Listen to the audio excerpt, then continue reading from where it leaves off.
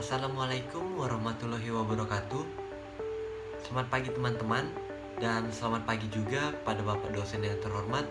Semoga pada hari ini kita semua dalam keadaan sehat selalu. Baiklah, kami dari kelompok makalah pengangguran dan kemiskinan akan mempresentasikan tugas perekonomian Indonesia yang bertema pengangguran dan kemiskinan. Sebelum saya memulai presentasi ini, terlebih dahulu saya ingin memperkenalkan anggota dari kelompok kami. Yang pertama, saya sendiri Joel Jeremia dengan NIM 19622 01028, dan yang kedua rekan saya Jody Setio Wibowo dengan NIM 19622 01044. Dan pembacaan materi yang pertama akan dibacakan oleh saya sendiri dan nanti akan dilanjutkan oleh rekan saya. Baiklah teman-teman, langsung saja kita simak presentasinya terlebih dahulu. Pengertian pengangguran. Pengangguran secara teknis adalah semua orang dalam referensi waktu tertentu, yaitu pada usia produktif namun tidak bekerja, baik dalam arti mendapat upah atau bekerja mandiri.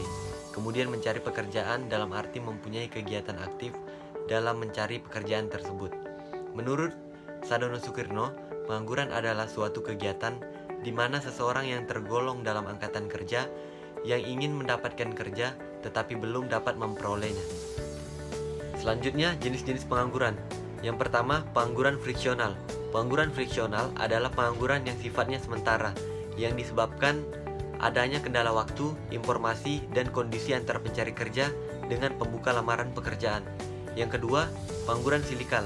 Pengangguran ini diakibatkan oleh perubahan-perubahan dalam tingkat kegiatan perekonomian.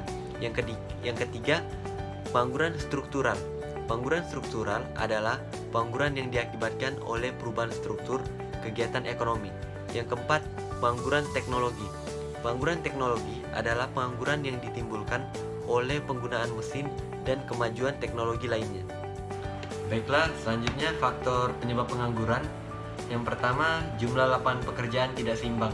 Namun, karena kurangnya lowongan pekerjaan yang tersedia, inilah yang membuat banyaknya pengangguran di Indonesia. Terus yang kedua, kemiskinan. Orang yang tumbuh di lingkungan dan keluarga miskin biasanya akan tumbuh menjadi orang yang berkekurangan pula. Terus yang ketiga, keterampilan dan pengalaman pemohon tidak sesuai dengan kriteria, di mana setiap perusahaan itu sudah tentu memiliki kriteria yang dapat menerima karyawannya, namun tentu saja akan ada pesaing dalam hal-hal ini. Terus yang keempat, PHK. Biasa perusahaan melakukan PHK untuk menstabilkan sistem kerjanya. Terus yang kelima adalah kemajuan teknologi. Saat ini sudah banyak pabrik yang hanya membutuhkan sedikit pekerja karena kebanyakan posisinya sudah diambil oleh teknologi. Terus yang keenam, kurangnya pendidikan. Baiklah, selanjutnya dampak dari pengangguran. Yang pertama, dampak pengangguran terhadap ekonomi. Tingkat pengangguran yang relatif tinggi menyebabkan sulitnya masyarakat untuk mencapai tujuan tersebut, di mana dapat dilihat dengan jelas akibat buruknya dari masalah pengangguran yang timbul karena ekonomi, yaitu yang pertama, pengangguran menyebabkan masyarakat tidak dapat memaksimalkan kesejahteraan. Terus yang kedua, pengangguran mengakibatkan pendapatan pemerintah menjadi berkurang. Hal tersebut terjadi karena tingkat ekonomi yang rendah sehingga menyebabkan pendapatan yang diperoleh pemerintah menjadi sedikit. Terus yang kedua, dampak pengangguran terhadap individu.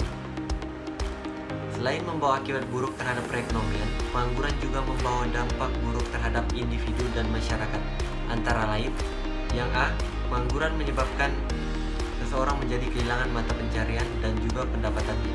Yang B, pengangguran dapat mengakibatkan seseorang kehilangan keterampilannya.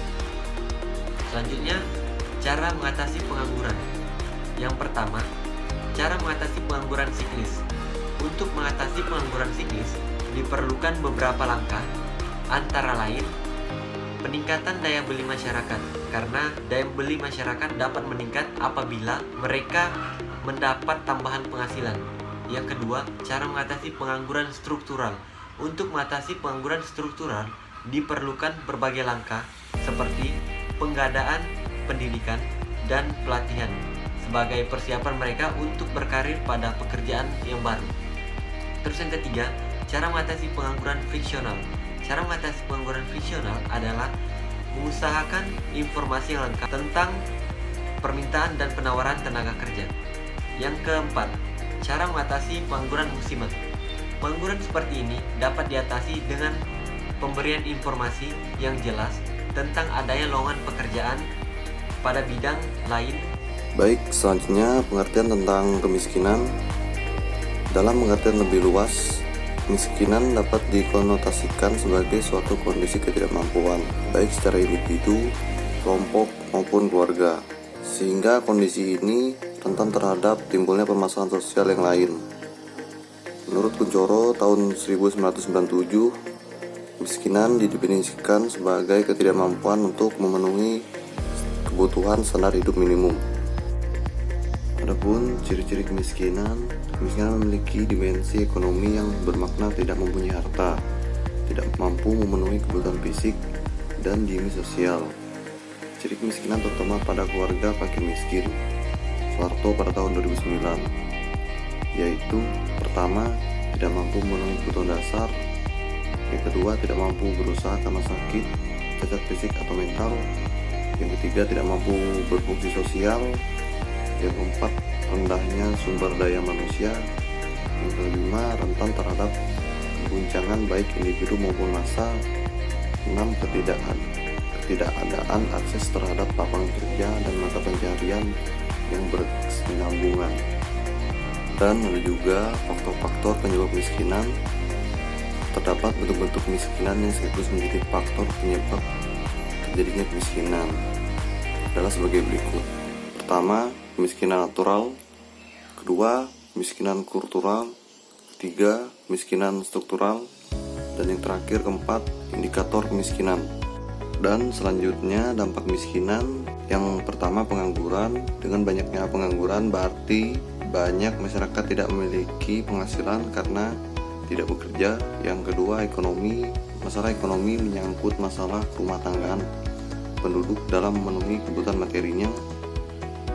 Yang ketiga, kekerasan. Sesungguhnya kekerasan yang marak terjadi akhir-akhir ini merupakan efek dari pengangguran atau tidak bekerja. Yang keempat, kesehatan. Banyak orang-orang miskin terkena penyakit, tapi mereka sulit untuk berobat ke dokter karena mahal. Yang terakhir, yang kelima, pendidikan.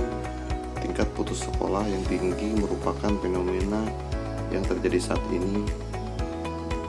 Mahalnya biaya pendidikan membuat masyarakat miskin tidak dapat lagi menjangkau dunia sekolah atau pendidikan.